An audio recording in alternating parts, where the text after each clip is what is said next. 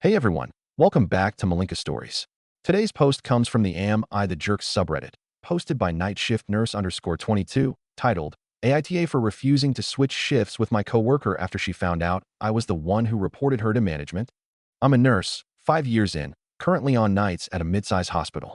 About 3 months ago, I noticed a coworker, I'll call her Priya, consistently leaving her shift about 45 minutes early, clocking out on time, but physically gone before that, leaving whoever came in next to walk into a unit that hadn't been properly handed off. This isn't a one-time thing. I watched it happen probably 8 or 9 times over about 6 weeks before I said anything.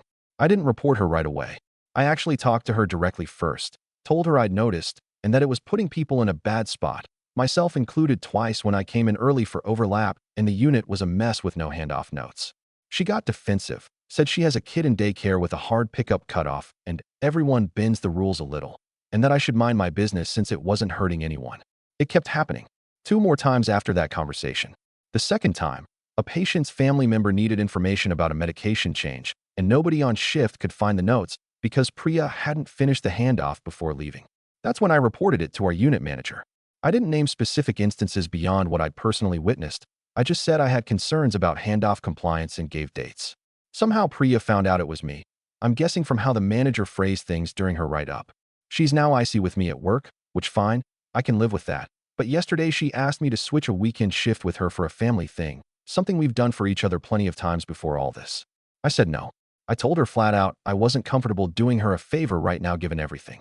She called me petty and said I was punishing her out of spite instead of actually caring about patient safety like I claimed.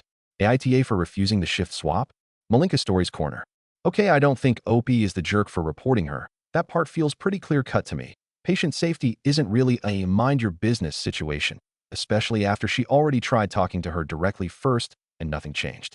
That's actually more patience than a lot of people would have given. The shift swap thing is a little more gray to me though, only because I get why declining a personal favor right after a workplace conflict can look petty from the outside, even if it's not actually about spite. Like OP isn't obligated to do anyone a favor. That's not a punishment. Favors aren't owed.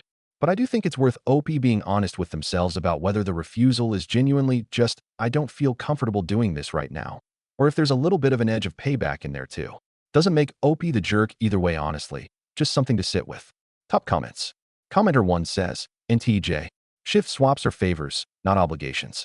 She doesn't get to weaponize, we've helped each other before, after she was the one who created this situation by leaving early repeatedly and putting patients at risk. OP says, that's basically how I see it too. I'm not required to keep doing her favors just because we used to.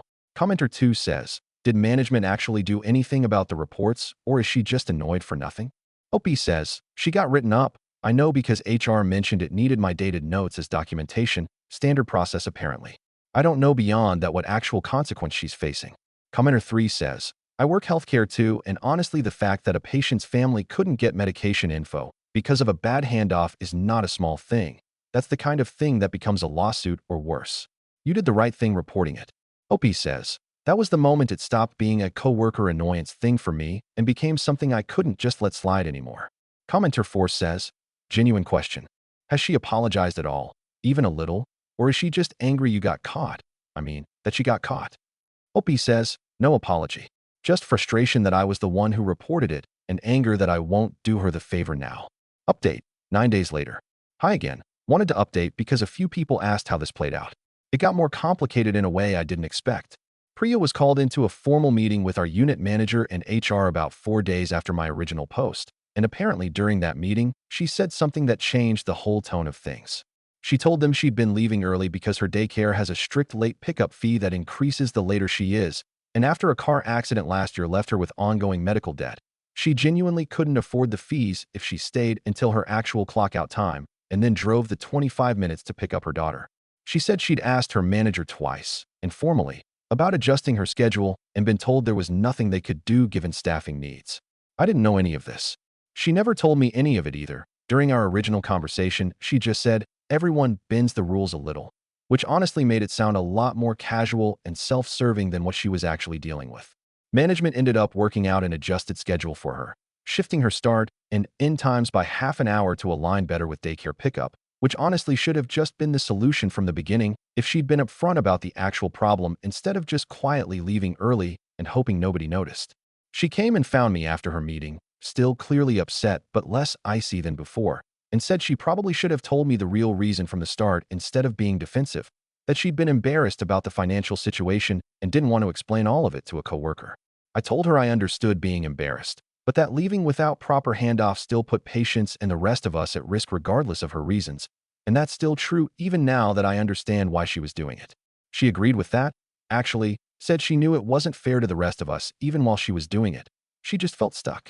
We're not back to normal, there's still tension, but we had a real conversation for the first time since this all started.